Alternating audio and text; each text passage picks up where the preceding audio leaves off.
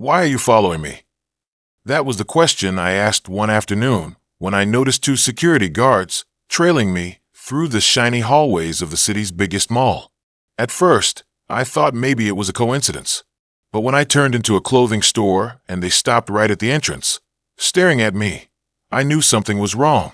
I was just wearing jeans and a hoodie that day. Nothing flashy, nothing expensive. Maybe that's exactly why they thought I didn't belong. One of the guards even whispered into his radio while keeping his eyes locked on me. Customers began to glance my way, some suspicious, others curious. My chest tightened. All I wanted was to grab a quick gift for my niece's birthday, but instead, I was being treated like a criminal in a place I had every right to be.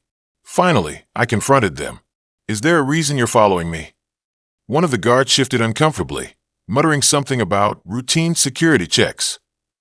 The other was bolder. He smirked and said, "We've had reports about people like you causing trouble here." My jaw dropped. People like me? That wasn't just about suspicion. It was prejudice, plain and simple. For a moment, I felt embarrassed. Shoppers were staring, whispering. But then something inside me shifted. Because what those guards didn't know was that I wasn't just some random shopper.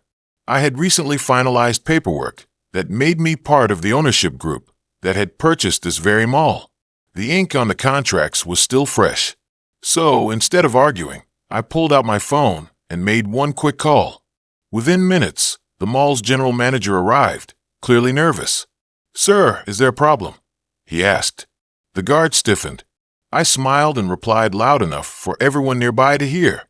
"Yes, there is. Your security team thinks I don't belong here. Funny thing is, I'm actually one of the new owners of this mall."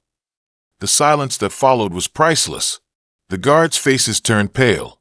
Shoppers gasped. A few even clapped. The general manager apologized immediately, scolding the guards right there in front of everyone.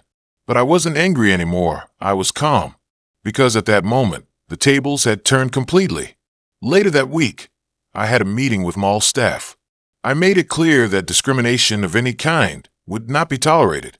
We introduced new training programs for the entire security team and launched community events that welcomed everyone, no matter how they looked or dressed. Now, when I walk through that mall, people don't just see a man in jeans and a hoodie. They see the owner who turned an ugly moment of judgment into a powerful lesson about respect. And every time I pass those same security guards, they nod politely, maybe out of respect, maybe out of fear. Either way, they'll never forget the day they followed the wrong guy.